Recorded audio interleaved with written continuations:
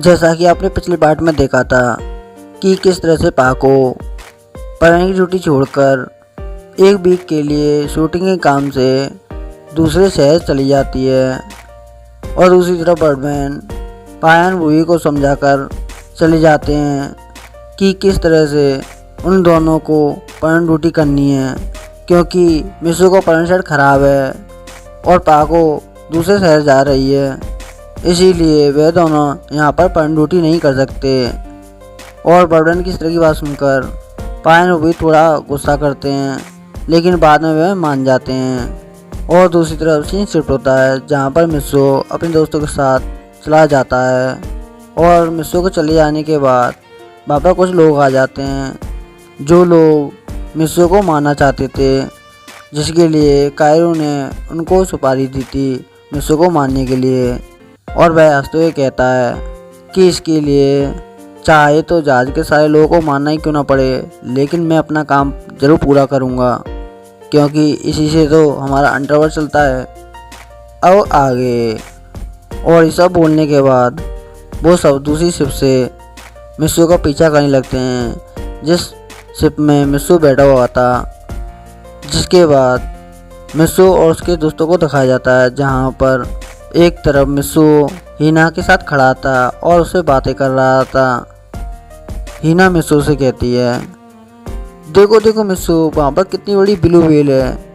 जिसे सुनकर मिसू एकदम से कहता है, हाँ हाँ हिना, तुम सच कह रही हो, वहाँ पर काफ़ी बड़ी फिश है। और मिसू की इस तरह की बात सुनकर हिना एकदम से गुस्सा होते ही कहती है कि मिसू तुम्हारा ध्यान किधर है। जिसे सुनकर मिसू एकदम से कहता है, क्यों हिना, क्या हुआ। जिसे सुनकर हिना एकदम से कहती है, वहाँ पर कोई भी फिश नहीं है, मैं तो सिर्फ चेक करना चाहती थी कि तुम मेरी बात को ध्यान से सुन रहे हो कि नहीं, आखिर तुम्हारा ध्यान किधर है। मैंने तो ये सब झूठ बोला था, देखना चाहती थी कि तुम मेरी बात को ध्यान से सुन रहे हो कि नहीं, लेकिन तुम्हारा कुछ नहीं हो सकता। यहाँ पर आने के बावजूद मैंने क्या क्या सोचा था कि हम दोनों मिलकर काफ़ी एंजॉय करेंगे, लेकिन तुम कुछ खोई हुई लग रहे हो, क्या बात है। और हिना की इस तरह की बात सुनकर मिसू अटकती हुई आवाज़ में कहता है कि हिना। तो हिना कहती है, अब जो बोलना है जल्दी बोलो, यूँ अटकती हुई आवाज़ में क्यों बोलते हो, क्या तुम्हें मुझसे बात करने में डर लगता है।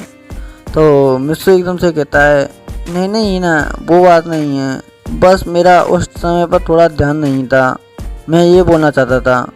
जिसको सुनकर हिना एकदम से कहती है, हाँ हाँ वो तो मुझे पता है कि तुम्हारा ध्यान कहाँ रहता है। और ये सब बोलकर वह मिसू को टोंट मारती है कि तभी वहाँ पर कबाब और साबू आ जाते हैं। कबाब कहता है, मिसू कभी नहीं सुधर सकता, तुम नहीं जानती हिना कि मिसू किस तरह का लड़का है, जिसको ठीक से हंसना भी नहीं आता। वैसे मिसू तुम एकदम से बदल गए हो, तुम पहले की तरह कुछ नहीं दिखते। चलो मैं तुमको एक जोक सुनाता हूँ, जिसे सुनकर तुम काफ़ी खुश हो जाओगे। तो साहू कहता है, एक मेरा वाला भी है। तो काऊ कहता है, पहले मैं सुनाऊंगा, तुम बाद में सुना लेना बेवकूफ। और वह इतना बोलकर वह उसे पंच मारते हुए एकदम से कहता है, एक बार एक आदमी सड़क पर सिगरेट पी रहा था और सिगरेट पीने के बाद उसने अपनी सिगरेट ज़मीन पर फेंक दी और उसे जूते से मसलने लगा। तब बताओ क्यों। तो मिसू ये सब सुनकर कहता है, मुझे क्या पता, तुम्हें बता दो। और ये सब सुनकर काऊ एकदम से कहता है, क्योंकि वह सिगरेट उसके खिलाफ कोर्ट में गवाही दे सकती थी, इसलिए उसने उसे जूते से मसला। और ये सब बोलकर वह जोर जोर से हंसने लगता है। और साहू भी। और हिना एकदम से कहती है, कितना बकवास जोक था। और हिना की इस तरह की बात सुनकर साहू एकदम से कहता है कि हिना, मुझे पता है कि कबाब बकवास बातें करता है, इसलिए उसका जोक भी बकवास था, लेकिन मेरा वाला काफ़ी अच्छा होगा। तो हिना एकदम से कहती है, रहने दो, मुझे नहीं सुनना। तो साहू कहता है, अगर तुम नहीं सुनना चाहोगी तो भी मैं सुनाऊंगा। और साहू की सारी बात सुनकर मिसू एकदम से कहता है, रहने दो हिना, ये नहीं मानेगा, इसे बोलने दो। फिर साहू कहता है कि एक बार एक चींटी और हाथी दोनों एक साथ खेल रहे थे कि तभी वहाँ पर चींटी कहती है, चलो हाथी भैया दोनों मिलकर एक साथ खेलते हैं। और ऐसा सुनकर वो हाथी बोलता है कि नहीं नहीं, मैं नहीं खेलूँगा क्योंकि मेरी मॉम मारेगी। और ऐसा सुनकर वह चींटी कहती है, जब तुम्हारी मॉम तुम्हें मारने के लिए आए तो तुम मेरे पीछे छुप जाना। और ऐसा बोलकर वह जोर जोर से हंसने लगता है, वो भी अकेला, क्योंकि उसके इस जोक पर ना ही कबाब हंसता है ना ही मिस्सू और हीना। तो साहू कहता है एकदम से, क्या हुआ दोस्तों, मैंने अच्छा जोक्स तो सुनाया लेकिन तुम लोग क्यों हंस नहीं रहे हो। तो मिस्सू कहता है, इससे तो अच्छा मैं घर पर ही ठीक था, कितने बकवास जोक सुना रहे हो तुम दोनों मिलकर। और तभी अचानक से उसके टीचर की आवाज़ आने लगती है और वह शोर मचाते हुए कहते हैं कि बच्चों एक साइड जल्दी से खड़े हो जाओ, यहाँ पर खतरा है। जिसे सुनकर मिस्सू एकदम चौंक जाता है और एकदम से कहता है कि सर क्या हुआ, आप इस तरह से क्यों बोल रहे हैं। तो उसके टीचर कहते हैं, देखो मिस्सू, यहाँ पर जहाज पर कुछ लोग आ गए हैं जो ज़बरदस्ती कर रहे हैं, वो भी जहाज पर कब्जा करने के लिए। तुम ऐसा करो, जल्दी से परवीन को बुला लो क्योंकि परवीन तो तुम्हारा काफ़ी अच्छा दोस्त है। और ऐसा सुनकर सारे के सारे लोग चौंक जाते हैं। मिस्सू एकदम से कहता है, क्या क्या कह रहे हैं सर। तो उसके टीचर कहते हैं, हाँ मैं सच कह रहा हूँ, तुम खुद ही देख लो बाहर से पर किस तरह से हमारे आदमी और उनके बीच में लड़ाई हो रही है। और ये सब बोलकर टीचर उनको एक कमरे की तरफ ले आने की कोशिश करते हैं, लेकिन मिस्सू नहीं मानता और वह तेज़ी से भागता हुआ जाता है जहाँ पर वह सारे लोग लड़ रहे होते हैं। उसके साथ हीना भी उसके पीछे पीछे चली जाती है और मिस्सू देखता है कि वहाँ पर उसके टीचर जो बोल रहे थे वह सच है, लेकिन वह लोग कौन हैं जो उसके जहाज पर कब्जा करना चाहते हैं। समुद्री लुटेरे इस तरह से हमला नहीं करते क्योंकि वह एक मौका देखते हैं, लेकिन ये तो कुछ अलग ही हैं, पता नहीं क्या। और तभी उन्हीं सब में से एक आदमी की नज़र मिस्सू पर पड़ जाती है और वह एकदम से कहता है, देखो देखो, वो रहा वो लड़का जिसकी हमको तलाश है। और ये सब सुनकर मिस्सू एकदम से चौंक जाता है और वह सारे के सारे लोग मिस्सू को घूमने लगते हैं और एक साथ मिस्सू की तरफ आगे बढ़ने लगते हैं कि तभी अचानक से उन सब की तरफ एक ड्रम आता है, जिसके कारण वह पानी में गिर जाते हैं क्योंकि वह ड्रम किसी और ने नहीं बल्कि उसके टीचर ने फेंका था, वो भी एक लात मारते हुए रस्सी से लटक कर। उन सब के गिर जाने के बाद सारे लोग उनको देखने लगते हैं क्योंकि वह तैरते हुए जा रहे होते हैं, वो भी अपने शिप में बैठने के लिए। और वह टीचर एकदम से कहते हैं कि जल्दी से जल्दी इन्फॉर्म करो पुलिस को, ताकि यहाँ आने के बाद वह उन सभी लोगों को गिरफ्तार कर सकें क्योंकि ये जहाज को लूटना चाहते हैं। और इसे सुनने के बाद साहू के पापा कहते हैं कि हम अब कुछ नहीं कर सकते क्योंकि टेलीफोन ख़राब हो चुका है, जिसके ज़रिए हम पुलिस को कॉल कर सकते थे, लेकिन इन लोगों ने ख़राब कर दिया है और मुझे यहाँ तक दूर दूर तक कोई भी मदद नहीं आ रही है जो कि हमारी मदद कर सके। और ये सब सुनकर मिस्सू को टीचर एकदम चौंक जाते हैं और एकदम से कहते हैं, क्या क्या कह रहे हो तुम। तो साहू के पापा कहते हैं, हाँ मैं सच कह रहा हूँ सर, यहाँ पर कोई नहीं है दूर दूर तक और टेलीफोन ख़राब हो चुका है। और ये सब सुनकर मिस्सू के टीचर एकदम से मिस्सू की तरफ आते हुए एकदम से कहते हैं कि मिस्सू, अब जो कुछ करना है वो तुम्हें ही करना पड़ेगा क्योंकि तुम परवीन के काफ़ी अच्छे दोस्त हो और तुम ही हो जो परवीन को यहाँ बुला सकते हो। अब जल्दी से परवीन को यहाँ बुला लो ताकि वो हमारी यहाँ पर मदद कर सकें। टेलीफोन बिगड़ चुका है और यहाँ तक दूर दूर तक कोई मदद नहीं है जो हमारी मदद कर सके, वो भी इस वक्त पर सिर्फ वही है जो इन सभी को सबक सिखा सकता है। और ये सब सुनकर मिस्सू एकदम चौंक जाता है और वो एकदम से कहता है कि सर ये क्या बोल रहे हैं आप। तो उसके टीचर कहते हैं, हाँ मैं सच कह रहा हूँ मिस्सू, जल्दी करो, बहुत देर हो जाएगी, कहीं वो लोग फिर से यहाँ पर ना आ जाएं। और उन सभी की बात सुनकर मिस्सू एकदम से कहता है कि सॉरी सर, लेकिन मैं उन लोगों को यहाँ इस वक्त नहीं बुला सकता।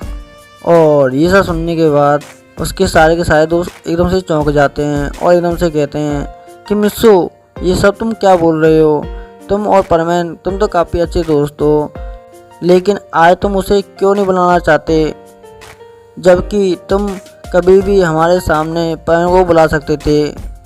ये कोई वक्त नहीं है मजाक करने का, जल्दी से परवीन को बुलाओ, हमें परवीन से मिलना है, क्योंकि अब वो ही है जो इस वक्त हम लोगों की मदद कर सकता है।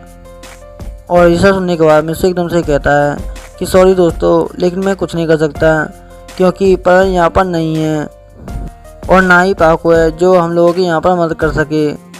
और इसे सुनकर एकदम सारे लोग चौंक जाते हैं और एकदम से कहते हैं कि परवीन और पाको कहाँ गए हैं। तो मिस्सू एकदम से कहता है कि सॉरी दोस्तों, लेकिन मैं तुम्हें ये सब बता सकता, लेकिन मैं नहीं बता सकता। और इसे सुनने के बाद मिस्सू एकदम से अपना मुंह लटका लेता है और उदास हो जाता है। कि तभी मिच्चू एकदम से कहती है, मुझे लगता है कि परवीन ने मिस्सू का साथ छोड़ दिया, क्योंकि वह भी जानता है कि मिस्सू किस तरह का लड़का है जो किसी से मतलब नहीं रखता, तभी तो उसने उसे बोलना छोड़ दिया। और मिच्चू की इस तरह की बात सुनने के बाद कबाब एकदम से कहता है, नहीं नहीं ऐसा नहीं हो सकता, मिस्सू और परवीन काफ़ी अच्छे दोस्त हैं अभी भी। तो मिच्चू को एकदम से कहती है, तो वह उसे बुलाता क्यों नहीं है यहाँ पर, ताकि वह हम लोगों की मदद कर सके। मुझे नहीं लगता कि मिस्सू और परवीन अब पहले की तरह अच्छे दोस्त हैं, ये तो झूठ बोलता है, मुझे मालूम है। और मिच्चू की इस तरह की बात सुनने का इना को काफ़ी गुस्सा आता है और वह गुस्से में कहती है मिच्चिको से कि तुम्हारी हिम्मत कैसी हुई मिस्सू से इस तरह से बात करने की। मिस्सू तो काफ़ी अच्छा है, जिससे कोई भी फ्रेंडशिप नहीं तोड़ना चाहता। जरा तुम खुद सोचो, पूरे जापान शहर में सिर्फ मिस्सू ही था जो परवीन का काफ़ी अच्छा दोस्त था। मिस्सू के अंदर कुछ तो अलग बात है, तभी तो मिस्सू को परवीन ने दोस्त बनाया, वरना उसके लिए तो कई सारे लोग थे। और इसे सुनने के बाद सारे लोग इना की बात को एग्री करते हैं, लेकिन मिच्ची को अपना मुंह बनाते हुए वहाँ से चली जाती है। और मिच्ची को इस तरह चले जाने के बाद मिस्सू एकदम से उदास हो जाता है और वो एकदम से कहता है कि काश मैं इस वक्त परवीन होता और अपने दोस्तों की मदद कर पाता। तो तभी मिस्सू के टीचर उसके कंधे पर हाथ रखते हुए एकदम से मिस्सू से कहते हैं कि मिस्सू कोई बात नहीं, तुम दुखी मत हो, सब कुछ ठीक हो जाएगा, मैं कुछ करता हूँ। और तभी सावो के पापा दौड़ते हुए टीचर के पास आते हैं, एकदम से कहते हैं कि सर वो लोग हमारा पीछा कर रहे हैं, मैं क्या करूँ। और इसे सुनने के बाद जहाज पर जितने भी लोग थे वे सारे लोग डर जाते हैं। टीचर एकदम से कहते हैं कि बच्चों के सामने इस तरह से मत बोलो, बच्चे डर जाएंगे, तुम मेरे साथ चलो। और वह उसे अपने साथ ले आने लगते हैं। और तभी सावू कहता है, ये लोग कौन हैं जो हम लोगों के पीछे पड़े हुए हैं और हमने इनका क्या बिगाड़ा है। और ये सब सुनकर कबाब एकदम से कहता है, हाँ सावू तुम एकदम सच कह रहे हो, जब मैं यहाँ पर खड़ा था तो मैंने क्या देखा कि वह आदमी मिस्सू को देखकर एकदम से बोल रहा था कि ये रहा वो लड़का जिसको हम ढूंढ रहे थे। और ये सब सुनकर मिस्सू एकदम चौंक जाता है, क्योंकि ये बात खुद मिस्सू ने भी सुनी थी। और वो एकदम से कहता है कि क्या हुआ दोस्तों, तुम लोग मुझे इस तरह से क्यों घूर रहे हो। तो कबाब एकदम से कहता है, बताओ मिस्सू ये बात तुम कि वह तुम्हें क्यों ढूंढ रहे थे और वह सारे के सारे लोग तुम्हारा पीछा क्यों कर रहे थे, क्या बात है। और ये सब सुनने के बाद इना गुस्से से कहती है, तुम लोग ये क्या बोल रहे हो, मिस्सू ने आखिर उसका क्या बिगाड़ा है जो उसे कोई मानना चाहेगा। और तभी एक आवाज़ आती है और वो कहती है, क्योंकि मिस्सू परवीन का खास दोस्त है, जो परवीन के दुश्मन है तो मिस्सू के भी होंगे, क्यों मैंने सच कहा ना कबाब। और वह सारे के सारे लोग पीछे मुड़कर जब देखते हैं तो वो देखते हैं कि सामने मिच्चिको है। और ये सब देखकर हिना एकदम से कहती है कि तुम फिर से वापस आ गई, आखिर तुम मिस्सू के पीछे क्यों पड़ी हुई हो, मिस्सू ने आखिर तुम्हारा क्या बिगाड़ा है जो तुम उसकी बुराई करती रहती हो।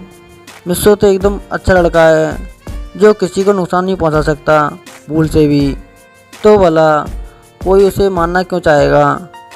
और ये सब सुनने के बाद मिच्चिको एकदम से कहती है, मैंने क्या बोला था, तुम सुनती नहीं क्या, मिस्सू परवीन का खास अच्छा दोस्त है, और जब परवीन के दुश्मन हुए तो इस हिसाब से मिस्सू के भी दुश्मन होंगे, क्योंकि सब जानते हैं इस बात को कि मिस्सू परवीन को बुला सकता है।